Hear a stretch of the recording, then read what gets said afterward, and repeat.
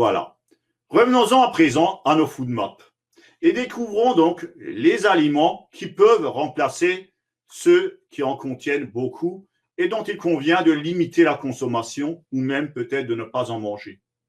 Donc, commençons donc dès à présent par les aliments qui contiennent du blé.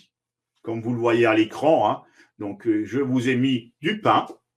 Donc, en effet, le pain blanc, le pain complet, le pain au levain ou au seigle ne sont pas à recommander dans le cadre de vos problèmes intestinaux. Toutefois, vous pouvez très facilement les remplacer par du pain, par exemple, sans gluten ou alors à base de farine d'avoine, à base de farine de maïs, pour par exemple faire des tortillas ou autres. Ou alors, pourquoi pas, si vous voulez un petit peu le charme de l'Orient, du pain azime sans gluten. Tous ces pains-là seront compatibles et ne provoqueront pas de réaction sur vos intestins. Maintenant, je vais vous parler donc des pâtes et des nouilles, comme vous le voyez également à l'écran. Donc, on a effectivement les pâtes à la farine blanche, à l'épeautre, les nouilles à préparation rapide, les nouilles aux œufs ou alors les gnocchis qui ne sont pas à recommander dans le cadre de vos problèmes.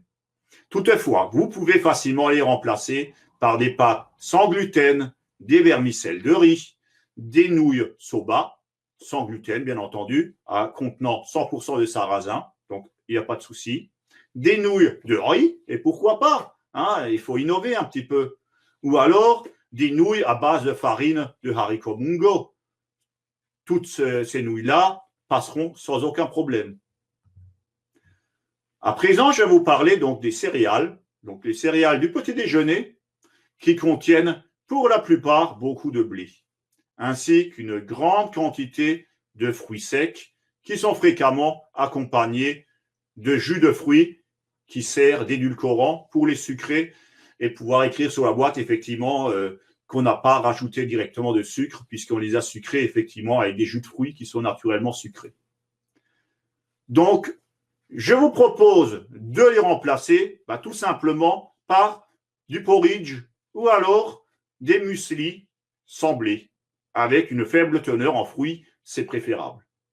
Mais on peut aussi envisager des cornflakes, par exemple, de maïs, du riz soufflé, pourquoi pas, des flocons de riz, des céréales de maïs, des flocons de quinoa, ou plus simplement des céréales pour le petit déjeuner sans gluten. Voilà, si c'est marqué sans gluten, il n'y a pas de blé et ça passera très bien. À présent, je vais vous parler donc des biscuits salés ou sucrés, qui sont composés généralement également de farine de blé, comme par exemple dans le cas des crackers.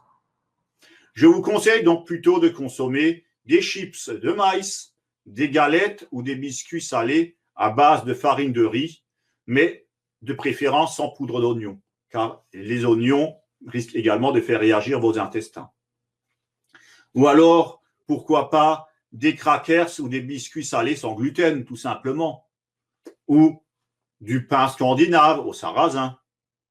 En ce qui concerne les biscuits sucrés, je vous propose tout simplement d'opter pour, comme j'ai dit tout à l'heure, des biscuits sans gluten ou alors des macarons à la farine d'amande.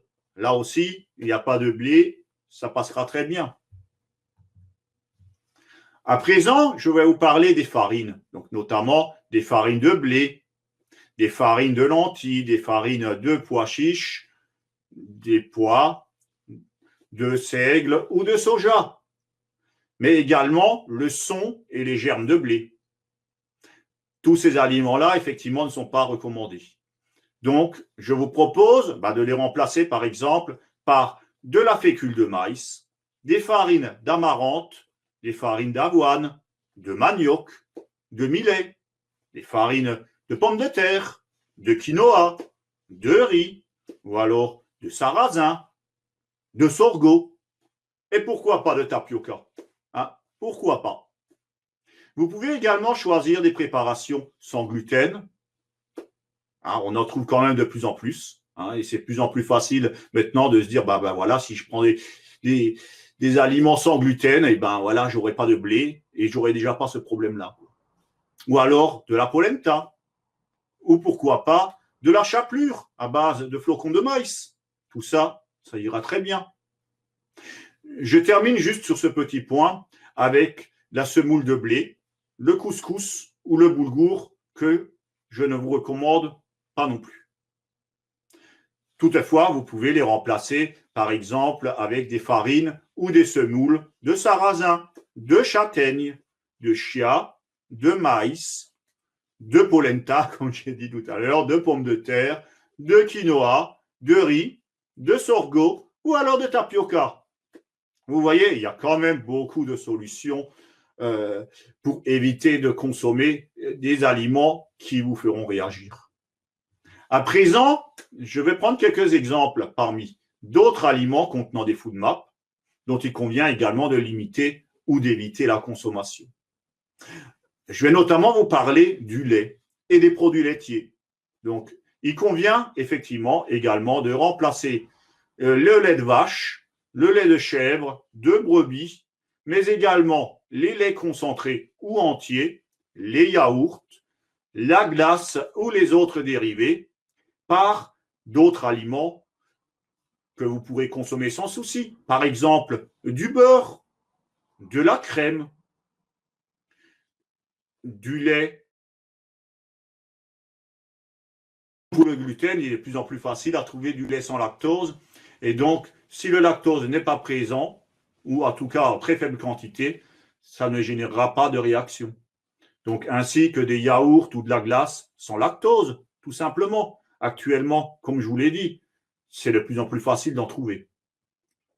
Et, comme dit, c'est bien plus simple de regarder, voilà, est-ce que c'est un aliment sans lactose? Et ben dans ce cas-là, il n'y a pas de souci, plutôt que de devoir réfléchir longtemps, chercher mes listes et tout.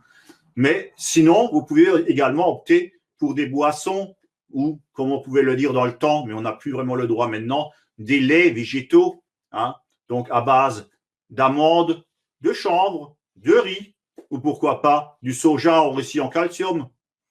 Dans tous ces laits ou boissons végétales, il n'y a naturellement pas de lactose, et donc du coup, il n'y a pas de souci au niveau des réactions de vos intestins. À présent, je vais vous parler donc des fromages. Eh bien oui, c'est aussi des produits laitiers, mais c'est un peu particulier. Donc, dans le cas des fromages, il faut éviter d'en manger en grande quantité, mais surtout des fromages à pâte molle ou des fromages frais. Il est plutôt conseillé de consommer des fromages vieillis ou durs, comme par exemple des bleus, du brie, du camembert, du cheddar, de l'emmental, de l'edam, de la feta, du gorgonzola, du gouda, du gruyère, excusez-moi, j'ai mal prononcé, de la mozzarella, du parmesan ou même du pecorino. Personnellement, c'est ce que je préfère. Hein. Moi, j'aime beaucoup le parmesan et le pecorino.